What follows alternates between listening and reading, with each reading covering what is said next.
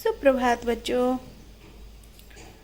आज का पाठ है पाठ 3, बीमारियों से सुरक्षा। आइए आरंभ करते हैं।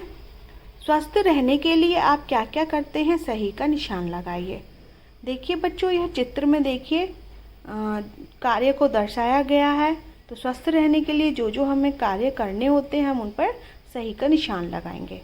देखिए, जैसे ब्रश करना सही, व्यायाम करना सही, फल खाना सही, भोजन करना सही, नहाना सही और खेलना सही, कचरा फेंकना और बाहर से लेकर खाना यह सही नहीं है। अब इसके शब्दार्थ पढ़ते हैं।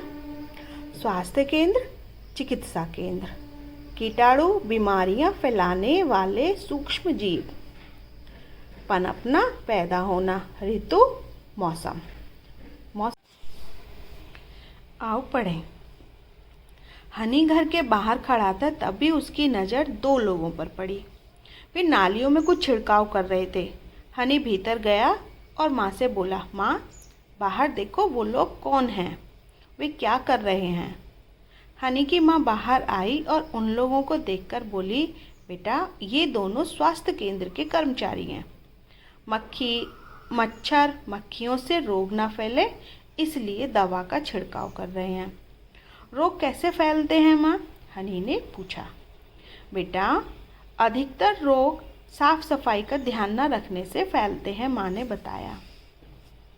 मतलब, हनी ने पूछा। बेटा जैसे चूहों, मच्छरों और मक्खियों का घर में पनपना। बीमारियां फैलाने में चूहों, मच्छरों और मक्खियों का बहुत बड़ा हाथ होता है। इनको समाप्त करके हम बहुत सी बीमारियों से बच सकते हैं।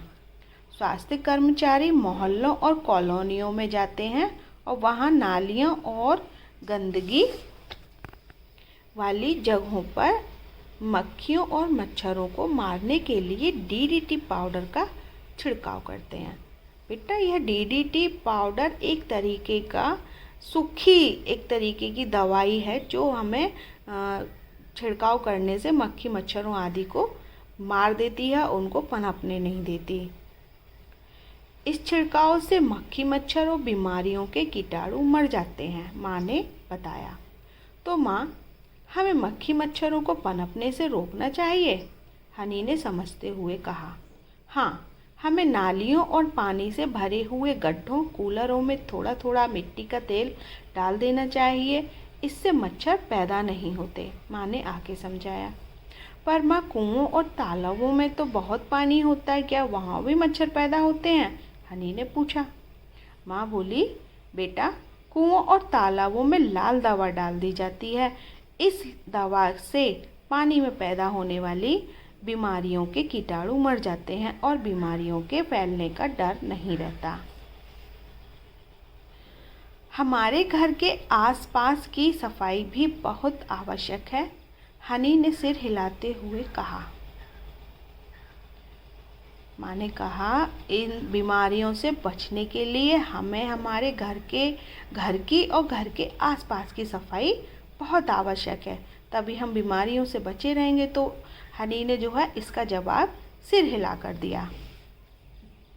ऐसी और भी बहुत सी बातें हैं जिनका हमें ध्यान रखना चाहिए, माँ ने कहा।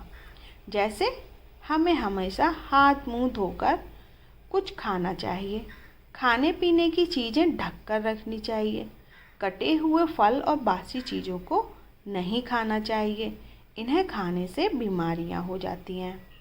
ओके बच्चों, वर्षा ऋतु में बीमारियां फैलने का अधिक डर रहता है, इसलिए इस ऋतु में हमें पानी उबाल कर पीना चाहिए।